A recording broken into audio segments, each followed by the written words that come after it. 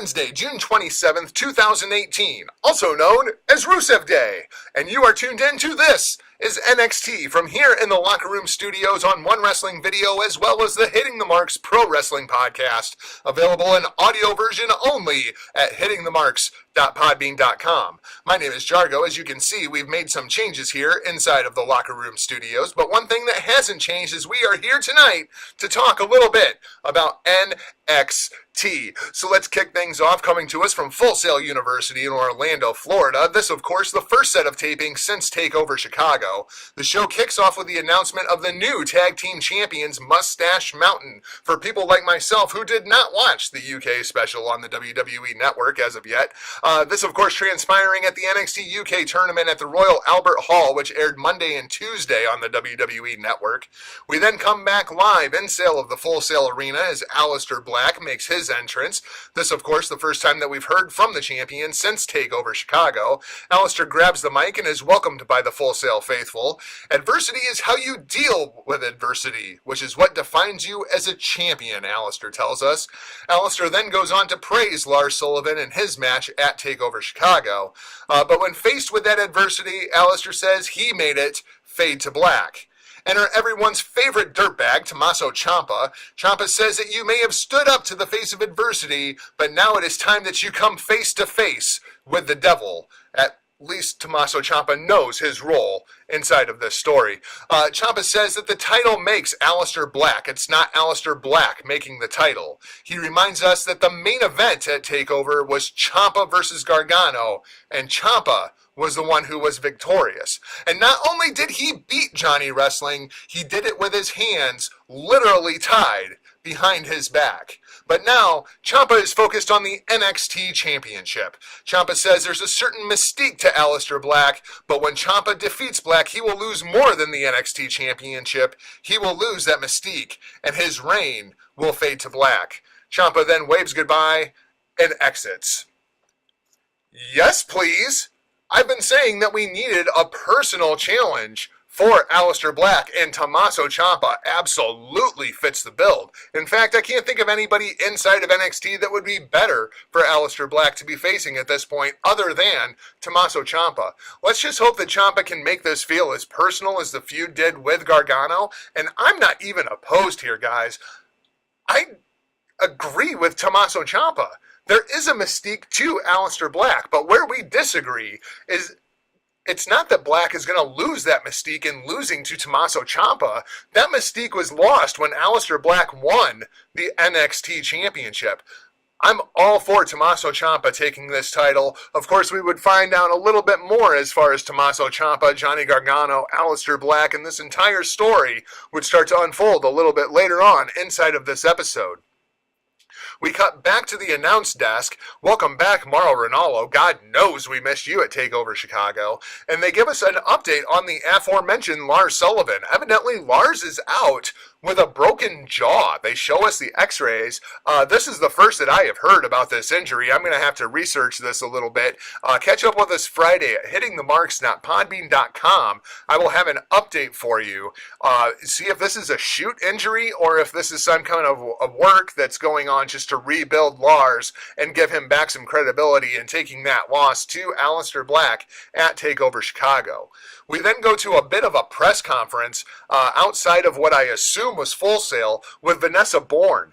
Vanessa Bourne starts throwing some shade at everyone's favorite pirate princess, Kairi Sane. Seems we're going to be getting a program between these two ladies. Great to see Kairi moving away from the Lacey Evans program, but I'm not sure that Vanessa Bourne is quite the direction that I would go here. I guess we'll kind of see. I'm not really sure why we're using Kairi Sane to make other stars. Why don't we just let Kairi Sane be the star? It's like Kairi Sane already made Lacey Evans. Now she's going to end up making Vanessa Bourne. I don't necessarily understand what the thought process is here with Kairi Sane. It feels like she's being punished for being the next Japanese lady in after Asuka. It's going to be very, very interesting to see what happens when Lo Shirai actually joins the NXT women's roster. Then we go to Kona Reeves, a.k.a. The Finest, making his way to the ring. He's taking on Job Squad member Maxim Verto. At least I think that was his name. He's a jobber, so it doesn't matter too much. But with a name like Verto, It was really hard to catch the pronunciation with the Full Sail crowd and everything else going on. Full Sail actually cheering on the Job Squad here. Something is just missing from Kona Reeves with the Full Sail faithful. Basically a squash feature match here for Kona Reeves. I'm just not into this guy, and neither is Full Sail, which means he's probably going to do great on the main roster. There's some type of star that comes out of NXT that the Full Sail faithful don't like. I never get into the guy. Everybody thinks that he's just going to completely fall flat, and then that character turns out to be Elias. Or that character turns out to be Alexa Bliss. I got that feeling people are going to be really, really high on Kona Reeves, given his height, given his look, given his lineage. I'm just not one of them, and I don't think anybody at Full Sail is very high on the Finest either. Candice LeRae then makes her entrance into Full Sail. Great to see Candice actually in action rather than just playing the role of Mrs. Gargano. She takes on the First Lady of NXT, Lacey Evans, on this week's show. After a brief feeling out period, Lacey takes advantage early, then Candice goes to work with some chain wrestling. Lacey gets the advantage again on Candice, slams her arm into the ring post, and begins to go to work on the arms and shoulder. You get a quick roll up from Candice, and Lacey is right back on top, going to work on the arm and shoulder. Really good stuff from both girls here psychologically. Then the crowd really starts to get behind Candice, looking for the comeback. Candice makes it back to her feet, only to be cut off by Evans. Great heat there for Lacey Evans. Again, back to her feet with the Full Sail faithful crowd behind her. Candice starts hitting the comeback, all while doing all she can to protect that left arm and shoulder. A flying DDT off the top, and Full Sail breaks into a "Let's Go Candice" chant after a huge lion salt, and I mean huge. Like, Candice got really, really high on this lion salt. Candice picks up the huge win. I think it's the first time a lion salt has actually finished a match since about 1996, before the Walls of Jericho, the Lion Tamer, would actually get invented. Really good match here. Really enjoyed both of these girls' stuff. I'm still feeling a disconnect, though, between Lacey Evans. It feels like Candice just kind of held her hand and guided her through this entire match, while Lacey was just hitting all of her big quote-unquote spots. Good stuff, though. Really enjoyed this match. Really intrigued to see what they're going to do with Candice LeRae and Lacey Evans, as I feel like this is a huge win for Candice, and it absolutely defines Lacey into that lower tier on the NXT women's roster. Then we get to Johnny Gargano backstage, and he is just stoic for this interview segment. He says that Candice LeRae is his favorite wrestler. Well, I would hope so, because that's your wife, and Candice is fantastic, so that would make sense. He says he keeps replaying Chicago over and over again in his mind. He says he even went back and watched the match, and then he goes off on this huge, long, stoic tirade about Tommaso Ciampa taking off his silicone wedding ring, spitting on it, and throwing it into the crowd. I mean, I'm pretty sure Ciampa would just give him the $6 to go to Walmart and buy another one. So he went back, he watched the match. He says Ciampa doesn't get to win here. He says Gargano is going to talk to Mr. Regal and request a rubber match between these two. It doesn't matter if it happens next week, if it happens in Brooklyn, if it happens in a grocery store. This ends when Ciampa ends. My immediate thought was, wow, he sounds way too much like Eddie Edwards in the Sami Callihan feud.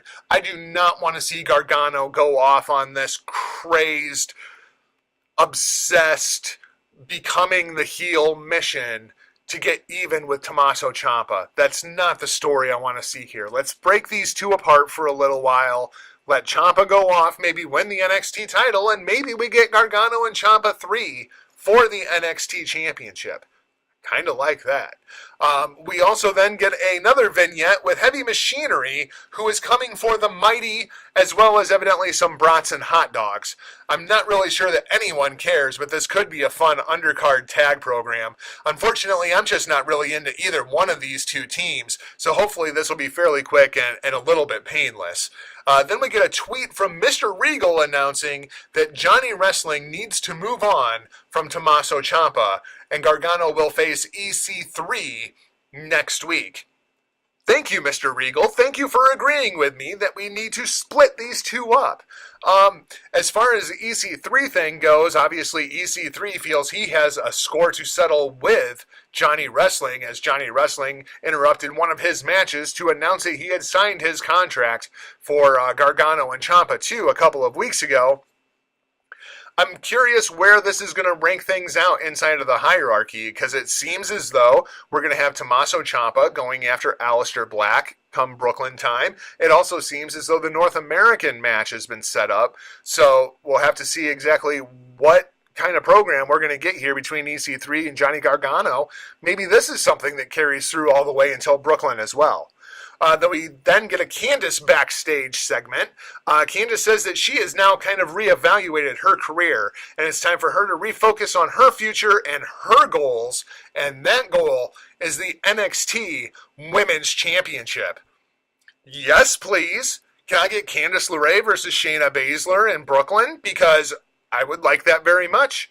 And please, God, let Candice LeRae win. Please, God, let Candice LeRae become the NXT Women's Champion. I would absolutely love to see that.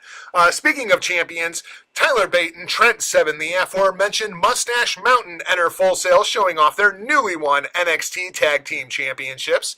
They'll be taking on the team of Dave Dixon and Carl Alexander, or not, as the former champions, the Undisputed Era, dispose of those two rather quickly, just kind of toss them off the stage and they disappear. O'Reilly and Strong make it clear that the victory at the Royal Albert Hall was a fluke. As Undisputed Era surround the ring, out comes the one and only Ricochet. It seems as though we are now poised for a giant six-man main event, and perhaps more importantly, a Ricochet versus Adam Cole feud for the North American Championship? Yes, please. That's exactly what I want to see out of Ricochet and Adam Cole right now. We go to a brief commercial and come back just in time for the bell to ring as our big six-man main event is underway. Really good stuff from both teams here. It's not often that you get a match with so much character work, hard-hitting physical action, mat wrestling, as well as fast-paced, high-flying sequences that Ricochet supplies. At the end, of course, the Dirty Heels find a way to pull this thing out, but what a fantastic match from all six guys. Hats off to everyone involved. Obviously, we know that the Undisputed Era versus Mustache Mountain feud will be continuing, and let's hope that Ricochet and Adam Cole will be carrying over as well, hopefully until TakeOver in Brooklyn. So that's going to wrap things up for this episode of This is NXT here at One Wrestling Video and Hitting the Marks Pro Wrestling Podcast. Find us on Twitter at HTMPWPod at One Wrestling, and find me across all social media platforms at Not Jargo. Myself and Huckleberry number 1, RBV, will be right back here at One Wrestling Video this Friday night after Ring of Honor's Best in the World, so be sure to subscribe and hit the little bell down there so you know when we go live. Of course, you can also find us at hittingthemarks.podbean.com this Friday for all the news that is news from across the professional wrestling world. That's it for tonight's show. We'll talk to you Wednesday at Hitting the Mark, or Friday rather, at Hitting the Marks, and next Wednesday right back here at One Wrestling Video for This is NXT.